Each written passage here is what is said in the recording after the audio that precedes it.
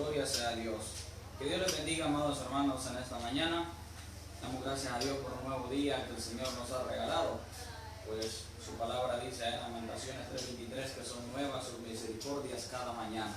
Y pues por misericordia no hemos sido consumidos. Nuevamente estamos acá para lo que es continuar, lo que es esa enseñanza, lo que el día de ayer iniciamos. Y pues damos gracias al Señor, ¿verdad? Porque Él es quien nos ha permitido que otro día más podamos estar llenos de vida, de gozo, de amor, de paz. Así que Dios me le bendiga a mi hermano Douglas, nuestro pastor. Dios bendiga también a mi hermano Omar, su esposa hermano Douglas, a todos los hermanos que siempre pues están conectados o escuchando lo que es la palabra del Señor. En esta ocasión vamos a continuar con la segunda parte de lo que es el tema que estábamos viendo el día de ayer. Hablábamos sobre las bases del arrebatamiento, en qué momento se están dando o en qué momento se van a dar, sabiendo de que decía y lo mencionaba en el video que grabamos el día de ayer, de que existen corrientes diferentes, los que creen que el arrebatamiento de la iglesia será antes de la tribulación, los que creen que será en medio de la tribulación y también los que creen que va a ser después de la tribulación. Así que Dios bendiga a mi hermana Mari Benavides también, a mi hermana Elsie, mi hermana Daisy Girón, y pues así a todos, ¿verdad? Los que han estado pues pendientes para lo que es esta transmisión que vamos a estar haciendo y que han estado siempre pendientes. Así que Dios me les bendiga, hermano. Iniciamos dando gracias al Señor. Padre, te damos gracias, Señor Dios, en esta preciosa mañana, este domingo, Señor, que tú nos has permitido, Padre, llevarle la gloria, la honra y la alabanza, Señor, a usted, porque usted la merece, porque usted es grande, maravilloso, porque tú eres el que da la vida y el que la puede quitar. Tú eres el Rey de Reyes y Señor de Señores. Tú eres, amado Rey, el que hace, el que pone y el que quita reyes. Señor, sabemos que estamos viviendo tiempos difíciles, momentos difíciles, Señor Dios mío, pero tu palabra dice que en medio de todo eso la iglesia sigue caminando. Tú nos has comprado a precio de sangre, Señor. Hace más de 2000 años nuestro Señor Jesucristo murió en la cruz del Calvario, y eso fue por mí, por mis pecados, para limpiarme, por ti, mi hermano, mi amigo. Gracias, Señor Jesús, por ese sacrificio que usted hizo en la cruz, Señor. Muchas gracias, Espíritu Santo, porque usted siempre habla a través de la palabra. Espíritu Santo, usa mis labios, Señor. No quiero inventar, Señor, no quiero palabra de hombre, Señor. Tu pueblo necesita palabra de lo alto, Señor. Su palabra dice que si alguno tiene falta de sabiduría, pídala a Jehová, el cual da abundantemente y sin reproche. Sabemos, Señor, que necesitamos sabiduría de lo alto, Señor. Esa sabiduría que nos haga entender, comprender las sagradas escrituras, Señor. Tu palabra es para deleitarla, para meditarla, Señor, para gozarnos en ella, Dios mío, no solamente leerla. Y es lo que estamos haciendo, Señor, gozándonos, deleitándonos, Padre, en la palabra. Muchas gracias, Señor Jesús. Muchas gracias, bendito Dios. Grande eres en misericordia, Señor. Muchas gracias, Señor. Bueno, vamos a continuar lo que es pues la enseñanza que tenemos. Vamos con esta segunda parte y pues les voy a pedir que me acompañen a la Biblia, Apocalipsis capítulo 11, versículo 15. Apocalipsis capítulo 11, versículo 15. Gloria sea al Señor.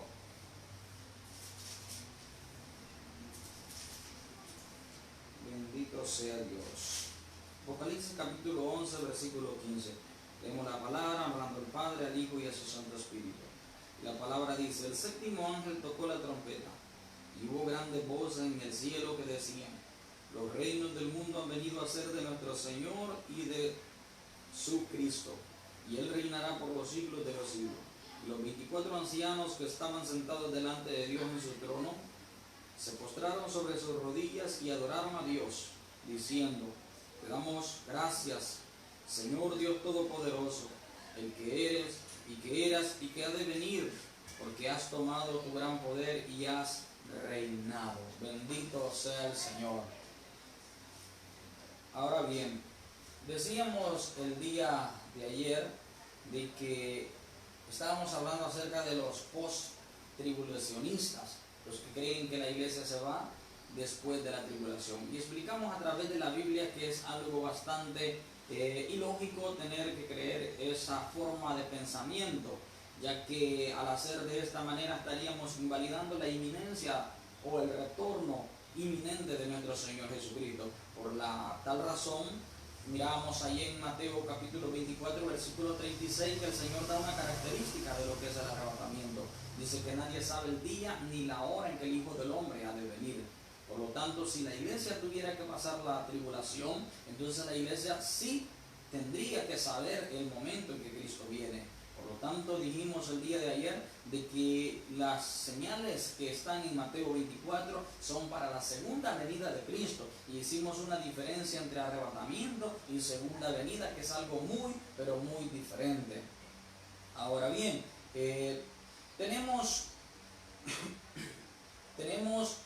que en esta mañana vamos a estar viendo los tribulacionistas, que son aquellas personas que creen que la iglesia tendrá que entrar 3 años y medio dentro de la tribulación y luego ser arrebatada, o luego aparece el retorno de nuestro Señor Jesucristo. Pero vamos a ver cuáles son las bases que ellos sustentan y qué es lo que la Biblia nos está diciendo. Ellos sostienen que la iglesia tiene que pasar 3 años y medio, lo dice en el momento, y dicen que la iglesia se va al 7º toque de la trompeta, argumentando de que esa misma trompeta es la misma que aparece cuando el apóstol Pablo está hablando a los tesalonicenses, capítulo 4, versículo 3 en adelante, en el 17 específicamente. También lo asocian con la trompeta que habla el mismo apóstol Pablo allá en la carta de los Corintios, primera carta de los Corintios 15:51. Y están diciendo que es un mismo evento. ¿Qué es lo que vamos a hacer en este momento? Poder detallar a través de la Biblia que no es lo mismo. No es lo mismo la trompeta que está hablando el apóstol Pablo con la trompeta que está viendo el apóstol Juan en el Apocalipsis. Ellos enseñan que la iglesia tiene que ser purificada en esos 3 años, 3 años y medio. Pero esto es una mentira. ¿Cómo es posible de que la iglesia tiene que ser purificada 3 años y medio cuando la Biblia dice que Cristo purificó la iglesia? No puede ser, no tiene lógica. La Biblia está diciendo en 1 de Juan 1:7 de que por su sangre hemos sido nosotros purificados. La sangre de Cristo nos purifica. Ahora, ¿por qué razón tendría que entrar la iglesia a la tribulación 3 años y medio para ser purificada? Cuando a mí, desde el momento, y tú, mi hermano, que aceptaste, la sangre de Cristo nos ha limpiado de todo pecado. También, al igual que los post-tribulacionistas, ellos niegan la inminente venida de Cristo. ¿Y por qué?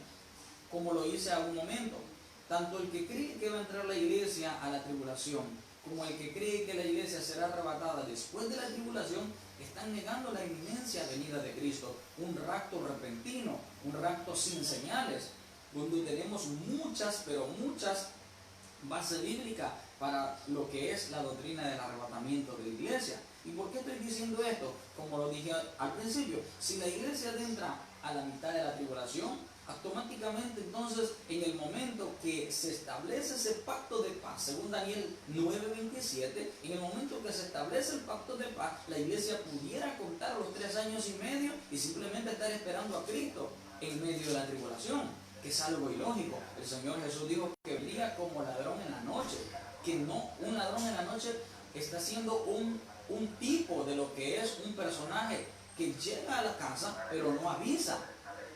La parábola de la Virgen nos da una gran lección. Dice que el esposo llegó y la halló dormida. Entonces, no tiene lógica ni tiene congruencia de poder decir de que la iglesia entrará a la tribulación o que será después de la gran tribulación, porque pasaría lo mismo. Si la iglesia sería arrebatada después de la tribulación, entonces la iglesia automáticamente, tomando el tiempo en el momento exacto que se establece el pacto de paz entre Israel y las naciones, contaría los 7 años, que es lo que equivale a la última semana de la profecía de Daniel, de los años 70, de las 70 semanas, perdón. Entonces la iglesia completamente entendería el regreso de Cristo.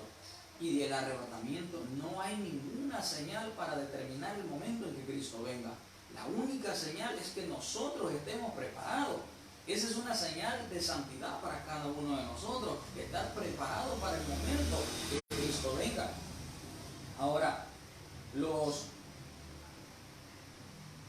postribulacionistas, dijimos, asimilan, invalidando lo que es el inminente regreso de nuestro Señor Jesucristo. La Biblia dice que será como un rayo que sale en el oriente y termina en el occidente, será un instante.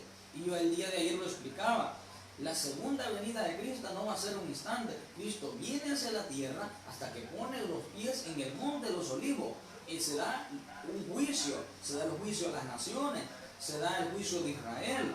Mediante luego tenemos que entrar a lo que es el milenio, donde Cristo va a reinar por 1000 años. Entonces no será un momento. No puede ser lo mismo arrebatamiento que la segunda venida de Cristo. Ahora, tienen otro argumento y dicen que los sellos y las trompetas, oiga bien esto, no son juicios, sino una prueba permisiva de Dios a través de Satanás. ¿Qué es lo que están diciendo? De que la iglesia no entra a una etapa de juicio, porque los juicios de Dios, según esta postura de que la iglesia entra a la mitad de la tribulación, ellos dicen que a la mitad de la tribulación empiezan los juicios de Dios, pero la Biblia no me dice eso. La Biblia dice que desde que la iglesia es arrebatada, inicia la semana 70 y los juicios de Dios empiezan a caer. Es imposible poder decir de que que son sellos y trompetas de una forma permisiva que Dios le ha dado a Satanás para que pueda probar a los creyentes. Y ponen como ejemplo lo que pasó con Job, pero no tiene sentido. Si nos vamos a la Biblia, en Apocalipsis capítulo 6 versículo 16 nos está diciendo la palabra 6:16: y decían a los montes y a las peñas, caed sobre nosotros y escondernos del rostro de aquel que está sentado sobre el trono y de la ira del Cordero. Cuando se está refiriendo a la ira del Cordero o la ira de Dios, son juicios que están cayendo en ese momento sobre la tierra. ¿Y qué? Estamos hablando del capítulo 6, donde es la apertura de los sellos. Seguidamente van a 7 trompetas. Y ya sabemos nosotros que luego que al final de la 7ª trompeta da una apertura a lo que son las 7 copas. Todo eso comprende la ira de Dios. ¿Cómo es posible que digamos que simplemente es algo que Dios permite para probar la iglesia? La iglesia no tiene por qué entrar. Cuando la misma Biblia está diciendo en Apocalipsis, yo te libraré de la prueba. Ahora, Apocalipsis 11:18 vuelve a hacer otra mención que todos los juicios que están cayendo en ese momento son la ira de Dios. Ahora la pregunta es, ¿no tiene una conexión para creer que la iglesia entrará a la ira de Dios? Cuando la iglesia ha sido redimida por la sangre de Cristo y se le ha prometido redención a través de un arrebatamiento que no tiene hora, ni día, ni momento, que nadie lo sabe, solamente el Padre. Entonces, otra de las partes que ellos tienen es confundir a la iglesia con Israel, como lo hace la iglesia del séptimo día. En muchas ocasiones he hablado con ellos, cuando leen los versículos que dice que Dios dará protección a los santos, dice, a los que guardan los mandamientos, y dicen ellos, nosotros guardamos el sábado, somos nosotros. La Biblia no se está refiriendo a los adventistas, se está refiriendo al pueblo de Dios, que es Israel, quien guarda los mandamientos. Aparte de eso, no son 10 mandamientos, son 613 preceptos que se están guardando. Ahora, no se refiere a ellos, mucho menos se va a referir a la iglesia cristiana que hoy en día pueda predicar que la iglesia tiene que entrar a los primeros 3 años y medio de la tribulación. No tiene congruencia, no tiene una forma de entablar esa lógica. Ahora, al confundir la iglesia con Israel entran en un problema, y el día de ayer lo explicaba, en el problema de diferenciar lo que son las dispensaciones. ¿Qué dijimos que eran las dispensaciones?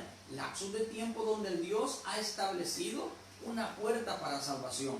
Entonces, estamos viviendo la dispensación de la gracia, el pueblo gentil, que está viviendo la dispensación de la gracia, que la única puerta de salvación se llama Jesucristo. Israel todavía está viviendo bajo su dispensación de la ley, porque mientras ellos no crean en nuestro Señor Jesucristo estarán viviendo bajo la ley.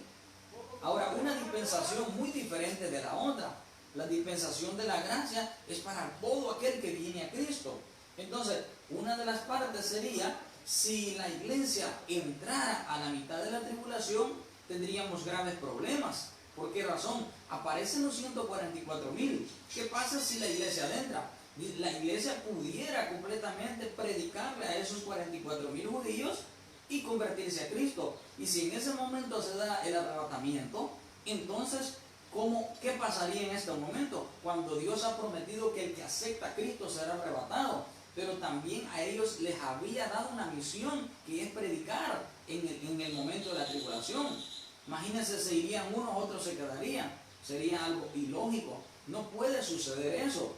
Aparte de eso, el Apocalipsis habla de la predicación del Evangelio en medio de la tribulación. Pero esa gente no llega al momento de la gente que ha sido arrebatada. Esa gente llega bajo el altar. No llega a los galardones que recibirá la iglesia. No llega en el momento que se da el tribunal de Cristo. Es muy diferente una cosa con la otra.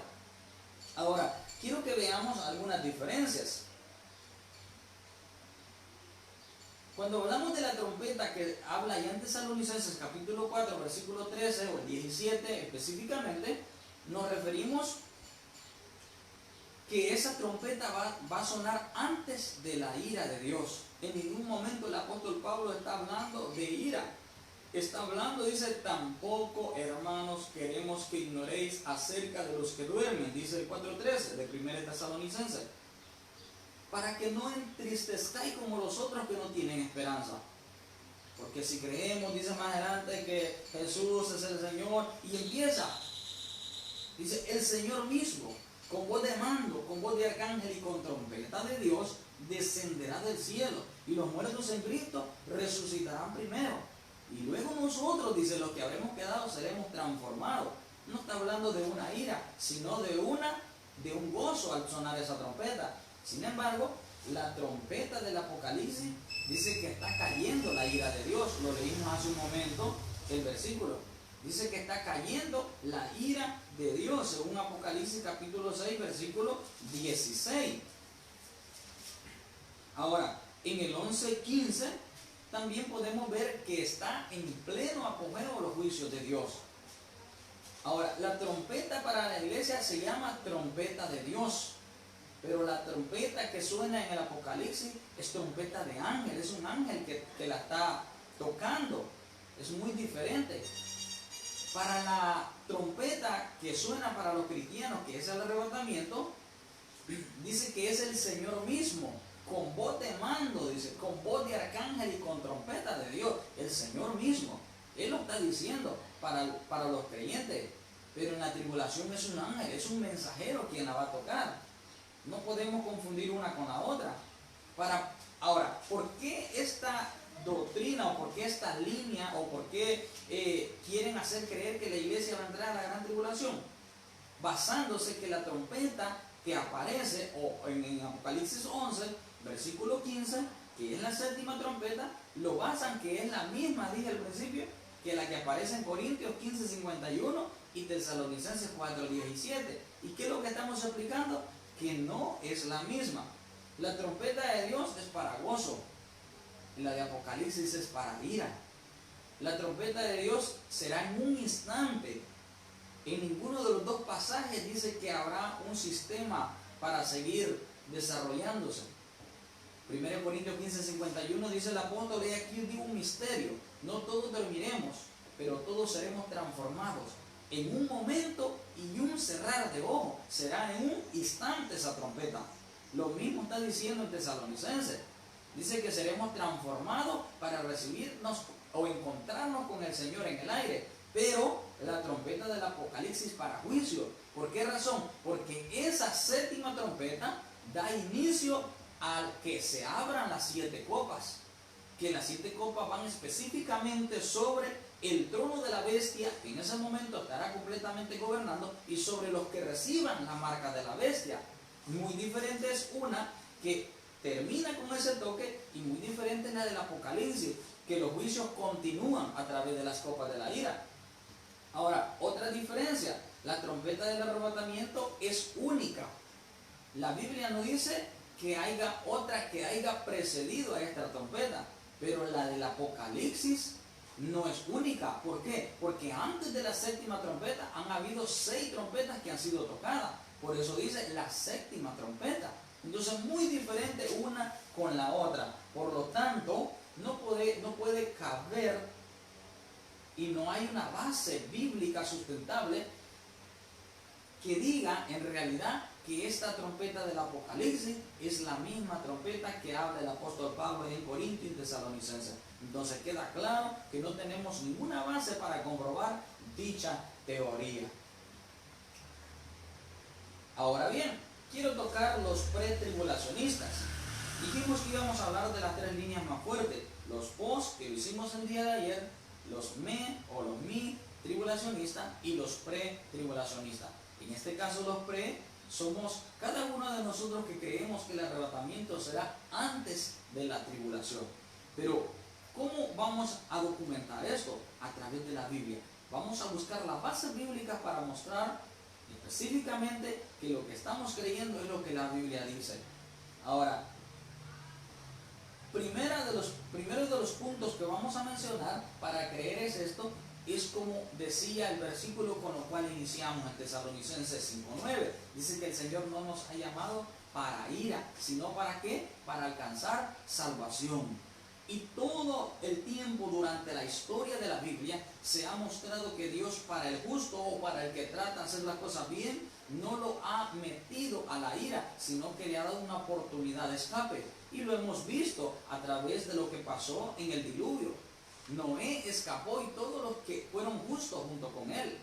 Cuando Dios destruye a Sodoma y Gomorra, dice que Lot escapó y todos los que lo acompañaban, porque Dios siempre ha abierto un espacio de salvación.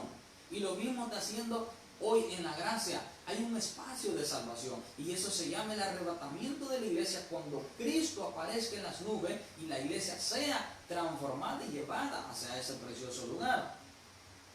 Ahora, otra de las cosas que lo mencionábamos el día de ayer es que si sabemos y conocemos de los tiempos dispensacionales, tenemos que entender que Dios tiene un trato diferente tanto para Israel como para la iglesia. Es muy diferente el trato de cada uno. En el tiempo de Israel, el Espíritu Santo descendía sobre solo una persona, determinada persona que Dios escogía para hacer algo. Hoy en el tiempo de la gracia el Espíritu Santo ha venido sobre todos nosotros. Por lo tanto podemos denotar específicamente que son 2 tratos diferentes. Muy, pero muy diferentes. Ahora, lo mencionaba también el día de ayer que los 21 juicios que aparecen desde Apocalipsis 4 a Apocalipsis 19, no hay una referencia que se esté dirigiendo a la iglesia del Señor.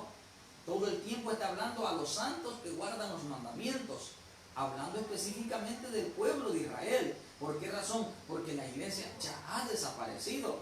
Es ilógico estar pensando que la iglesia va a entrar al tiempo que le corresponde cumplir al pueblo de Israel. ¿Qué fue lo que hizo el Señor? Abrir un paréntesis. Al momento que llegó a la semana 69, según la profecía de Daniel, capítulo 9, versículo 27, cuando llega ese momento, inicia la semana, es cuando termina la gracia. Ahora, en el año 33 después de Cristo, se terminó la semana 69.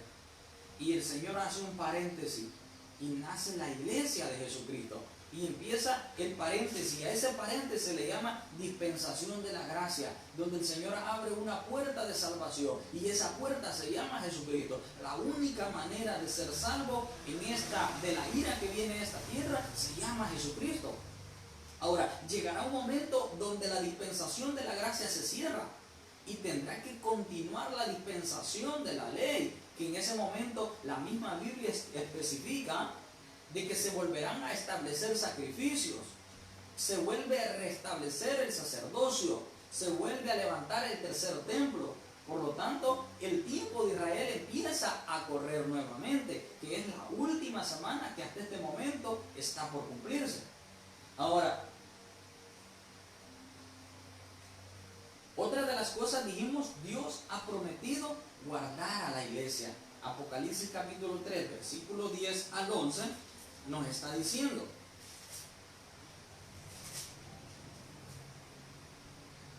he aquí yo vengo pronto, retén lo que tienes para que ninguno tome tu corona.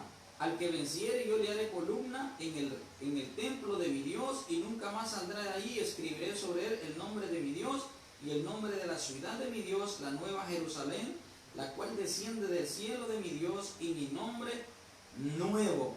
Pero veamos el 10 lo que dice: por cuanto has guardado la palabra de mi paciencia, yo también te guardaré de la hora de la prueba que ha de venir sobre el mundo entero, para probar a los que moran sobre la tierra.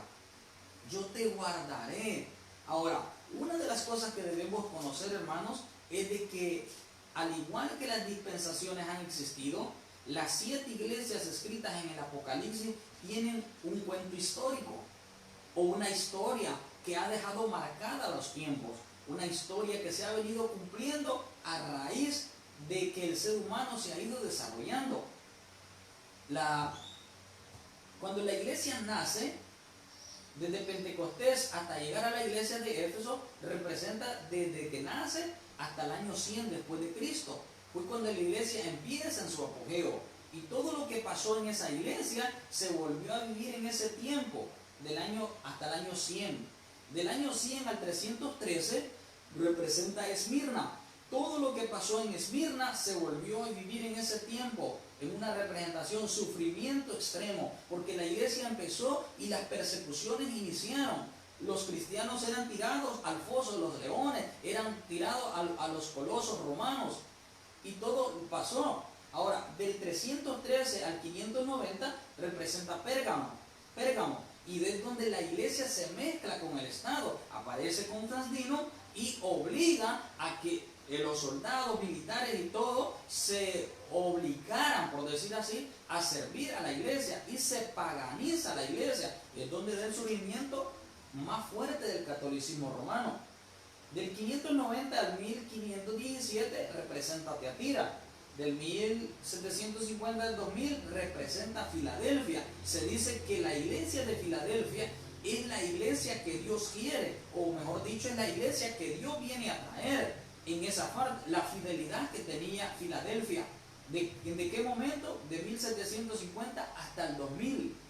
Muchos predicadores que han dejado historia dicen que en ese tiempo la iglesia fue fiel. La iglesia anduvo de lleno, claramente como Dios esperaba venir a traer a su iglesia, o como Dios espera que su iglesia está. Pero del 2000 hasta este momento que estamos viviendo, se da lo que es el mensaje o la iglesia la odisea.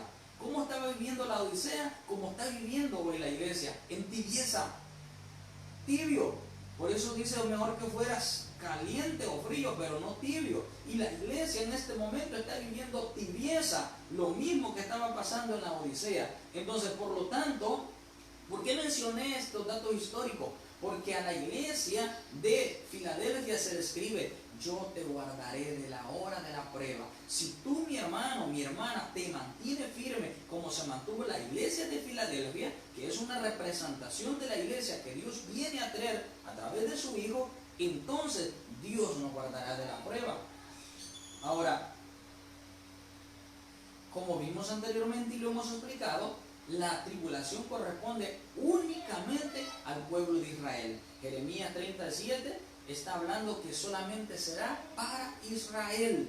Y lo explicaba anteriormente, de que allá en Génesis 35, el Señor le dice a Jacob: ya no será tu nombre Jacob, sino será Israel. O sea que Jacob es Israel. Para él es el tiempo de la tribulación.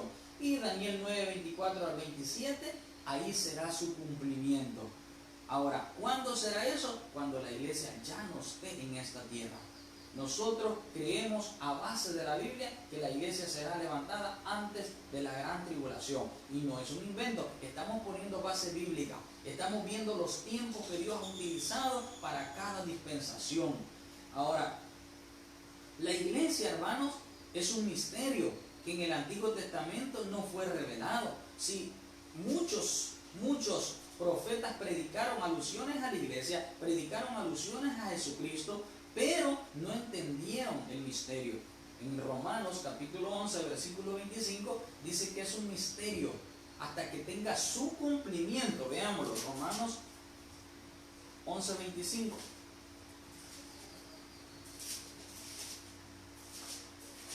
Gloria sea al Señor. Porque no quiero, hermanos, dice el apóstol Pablo, que ignoréis este misterio. Era un misterio y es un misterio, para que no seáis arrogantes en cuanto a vosotros mismos, que ha acontecido a Israel endurecimiento en parte, hasta que haya entrado la plenitud de los gentiles. ¿Qué fue lo que pasó? El Señor endurece el corazón. Le dice a Isaías, ¿quién irá por vosotros? Isaías dice, heme aquí, envíame a mí, Señor. Pero luego le dice, ve y predica. Endureceré a gente de corazón duro, gente que oiga pero que no entienda, gente que vea pero que no comprenda. Eso es lo que hizo el Señor con el pueblo de Israel para dar una oportunidad de salvación y entrar a la dispensación de la gracia, donde la salvación es a través de nuestro Señor Jesucristo. Por eso dice hasta la plenitud de los gentiles.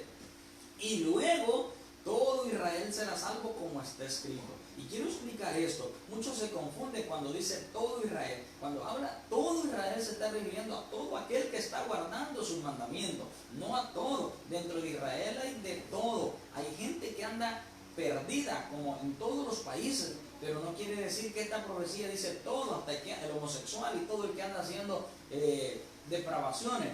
Entonces, es lo que ha pasado. Era un misterio revelado. Ahora, no puede formar parte la iglesia de un tiempo que no le corresponde. Es un tiempo específicamente, como dije, de la última semana dada al profeta Daniel. Ahora, la inminencia de Cristo es una realidad. Se ha predicado, se sigue predicando que Cristo en cualquier momento va a aparecer. ¿Cuándo? Nadie lo sabe. La misma palabra dice que ni los ángeles, nadie sabe el momento en que Cristo va a aparecer en las nubes. Ahora,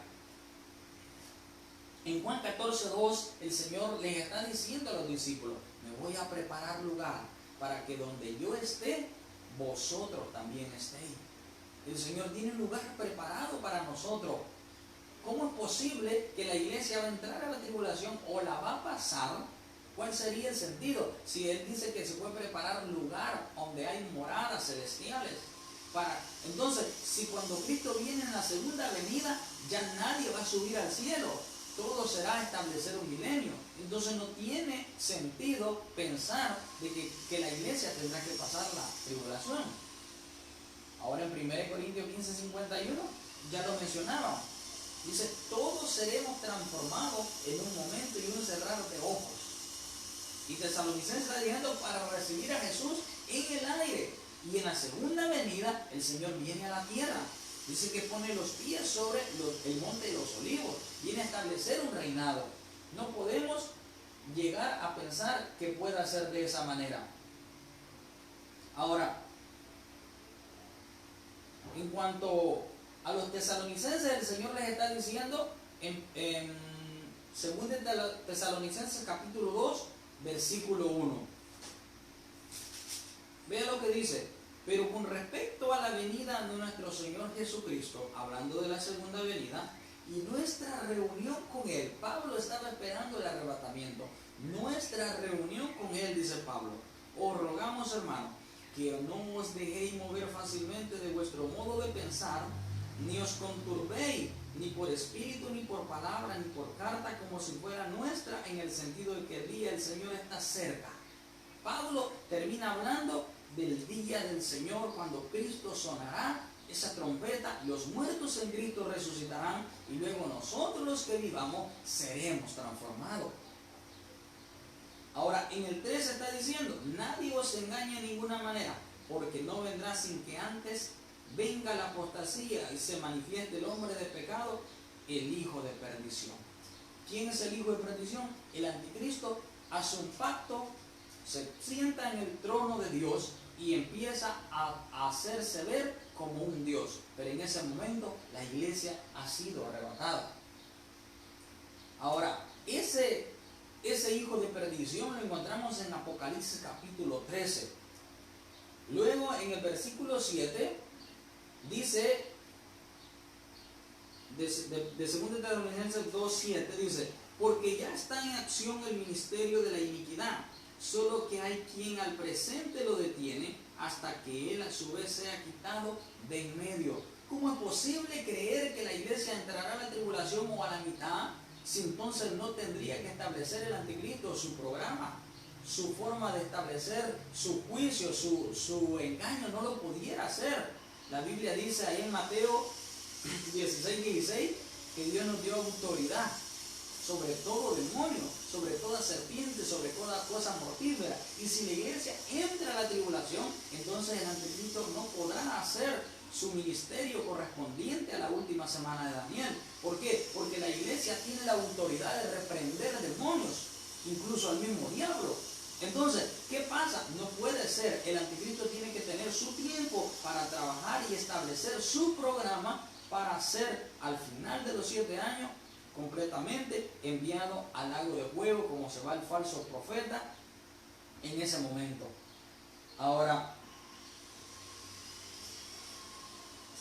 la iglesia no puede estar dentro de la tribulación, ya que también el libro de Daniel, el profeta Daniel, nos está estableciendo que este hijo de perdición se va a manifestar al principio de la semana 70. O sea que en el momento que establece el pacto, en ese momento se inicia el proceso del anticristo. Ahora, como lo vengo mencionando, la iglesia es imposible que entre. Sería algo que no podría ejercer el anticristo a través de la iglesia. Se imagina un pueblo orando y el anticristo queriendo hacer de lo que él quiere. No es de esa manera. Así que vamos a ir finalizando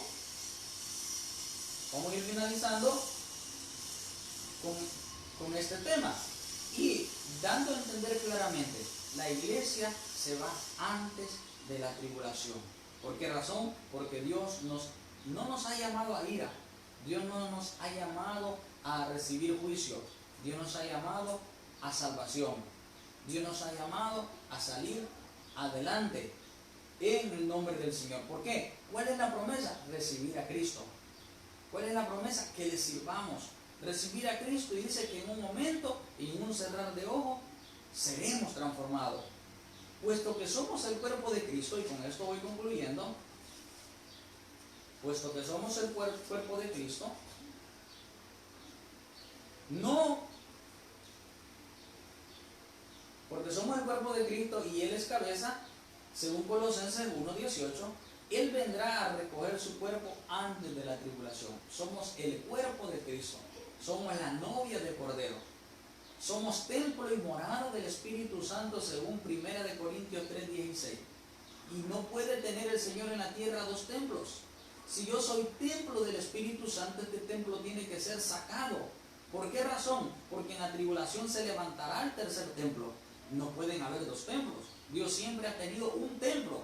Mientras estaba el templo en Israel, la iglesia no existía. Una vez que la iglesia existió, en el año 70 fue destruido el templo y ahora la iglesia pasa a ser el templo de Dios. Entonces, el templo tiene que ser quitado. También a Israel se le dio un candelabro que representa luz. Ahora, no pueden haber dos luces. El Señor dice, vosotros sois la luz del mundo. Por este momento somos la iglesia, la luz del mundo. Una vez que esta luz sea quitada, el candelabro vuelve a representar la luz hacia el mundo a través de los judíos. Ahora, según Mateo 5:14, por lo tanto definimos que tanto Israel como la iglesia son dos entidades muy diferentes, por lo que esperamos el arrebatamiento antes de todos los juicios que vendrán a esta tierra. Así vamos a ir terminando. Y pues como iniciamos, concluyo con este versículo. Dios nos ha llamado a misericordia y no para ira, sino para salvación. Sí, vamos a dar por finalizado, vamos a orar. Que Dios bendiga a cada uno de los hermanos que estuvieron pues pendientes. Cualquier duda puede escribirnos ahí pues a WhatsApp, lo puede escribir y pues estamos para responder cualquier duda o pregunta que usted tenga pues o le haya quedado. Así que oramos al Señor. Padre, le damos gracias, Señor, por su palabra. Gracias, Señor, gracias, Espíritu Santo, porque tú has llenado, has hablado, Señor. Sabemos, Señor, que tú eres digno de alabanza, digna de adoración, Señor. Toda la gloria, toda la honra es para usted, amado Padre.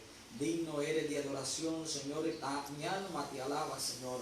Muchas gracias, Señor. Bendice a todos los hermanos, Señor. Y permítenos que cada día podamos seguir, Dios mío, compartiendo tu palabra conforme a tu voluntad. Padre, gracias, Señor. Muchas gracias, bendito Dios. Gracias, Señor Jesús.